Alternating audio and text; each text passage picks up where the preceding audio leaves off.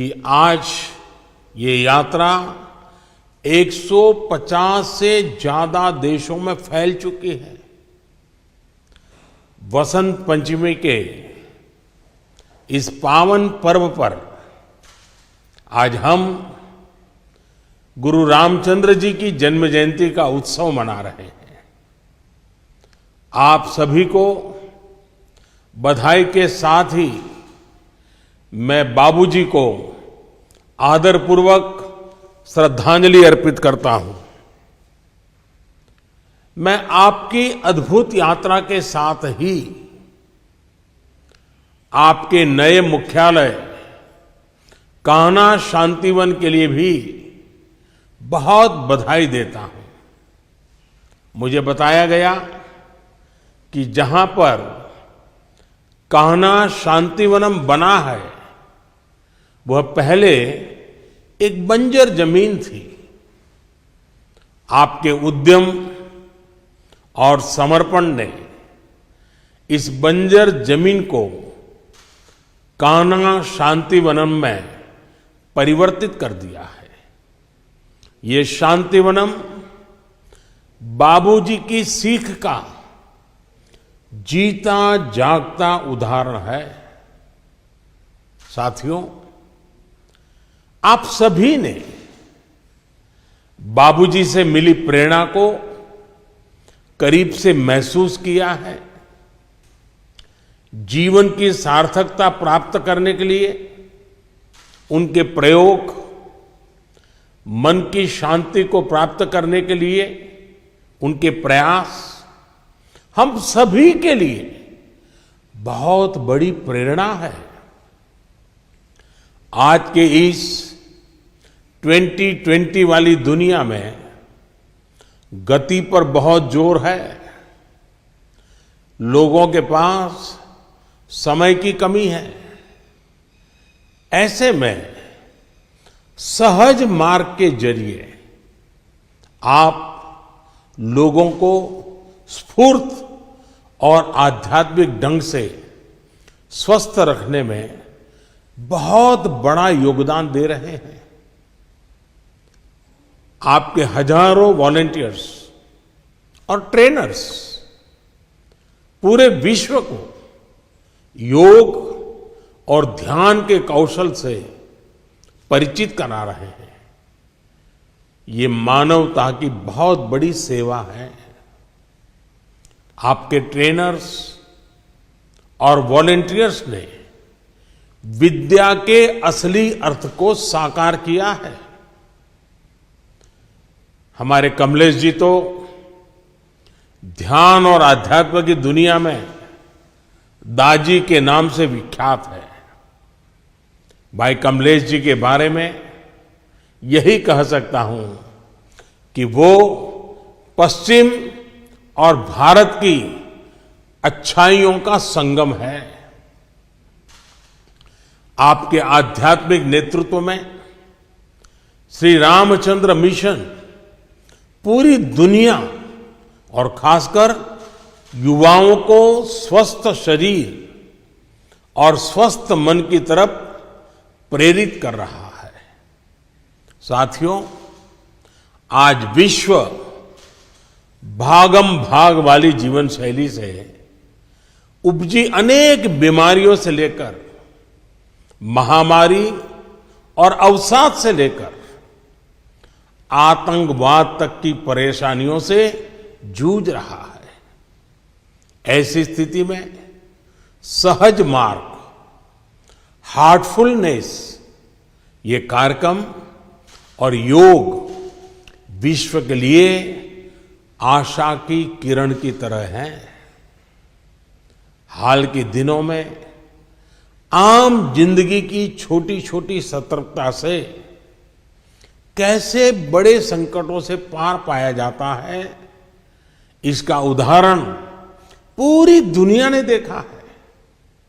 हम सभी इस बात के भी साक्षी हैं कि कैसे 130 करोड़ भारतीयों की सतर्कता कोरोना की लड़ाई में दुनिया के लिए मिसाल बन गई। इस लड़ाई में हमारे घरों में सिखाई गई बातें, आदतें और योग आयुर्वेद ने भी बहुत बड़ी भूमिका निभाई है। इस महामारी की शुरुआत भारत की स्थिति को लेकर पूरी दुनिया चिंतित थी, लेकिन आज कोरोना से भारत की लड़ाई दुनिया भर को प्रेरित कर रही है। Friends, India is following a human centric approach to furthering global good. This human-centric approach is based on a healthy, balanced, welfare, well-being, wealth.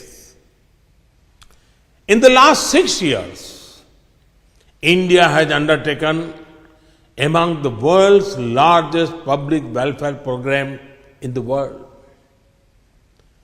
These efforts are aimed at giving the poor a life of dignity and opportunity.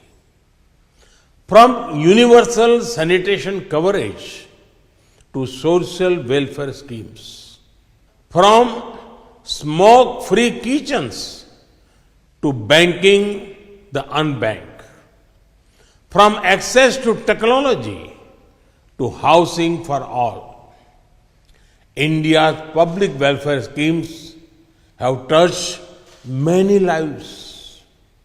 Even before the global pandemic came, our nation had increased the focus on wellness. Friends, our idea of wellness goes beyond merely curing a disease. There has been extensive work on preventive health care. India's flagship healthcare scheme, Ayushman Bharat, has more beneficiaries than the population of America and many European nations. It is the world's largest healthcare scheme.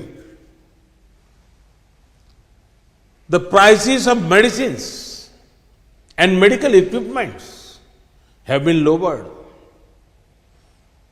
The popularity of yoga is known to you all. This importance to wellness is aimed at ensuring our youth stay fit and they do not have to deal with lifestyle-related disease. When the world needed medicines for COVID-19, India is proud to have sent them all over. Now, India is playing a central role in global vaccination. Our vision for wellness is as much global as it is domestic. Friends, the world is looking at health and wellness very seriously, especially after COVID-19. India has much to offer in this regard. Let us work towards making India a hub for spiritual and wellness tourism. Our yoga and Ayurveda can contribute to a healthy planet. It is our aim to present this to the world in a language they understand. We should scientifically elaborate on their benefits and invite the world to come and rejuvenate in India. Your own heartfulness, meditation practice is a step in that direction. साथियों, post corona world में अब योग और ध्यान को लेकर पूरी दुनिया में गंभीरता और बढ़ रही है। श्रीमद् भगवत गीता में लिखा है, सिद्ध सिद्धियोग समो भूत्वा समत्वम योग उच्यते, यानी सिद्धि और असिद्धि में समभाव होकर योग में रमते हुए सिर्फ कर्म करो, यह समभाव ही योग कहलाता है। योग के साथ ध्यान की भी आज के विश्व को बहुत अधिक आवश्यकता है। दुनिया के कई बड़े संस्थान ये दावा कर चुके हैं कि अवसाद, डिप्रेशन मानव जीवन की कितनी बड़ी चुनौती बनता जा रहा है। ऐसे में मुझे विश्वास है कि आप अपने हार्टफुलनेस कार्यक्रम से योग और ध्यान के जरिए इस समस्या से निपटने में मानवता की मदद करेंगे। साथियों, हमारे वेदों में कहा गया है, यथा द्योषच पृथ्वी च न विवितो न ऋष्यतः एवा में प्राणमा विवेह। यानी जिस प्रकार आकाश एवं पृथ्वी न भयग्रस्त होते हैं और न इनका नाश होता है, उसी प्रकार हे मेरे प्राण, तुम भी भयमुक्त रहो। भयमुक्त वही हो सकता है जो स्वतंत्र हो। मुझे पूर्ण विश्वास है कि सहज मार्ग पर चलकर आप लोगों को शारीरिक और मानसिक रूप में भय मुक्त बनाते रहेंगे। रोगों से मुक्त नागरिक, मानसिक रूप से सशक्त नागरिक भारत को नई ऊंचाइयों पर ले जाएगा। इस साल हम अपनी स्वतंत्रता के 75वें वर्ष में भी प्रवेश कर रहे हैं। आपके प्रयास देश को आगे बढ़ाए, इन्हीं कामनाओं के साथ एक बार फिर आप सभी को बहुत बहुत शुभकामनाएं। धन्यवाद।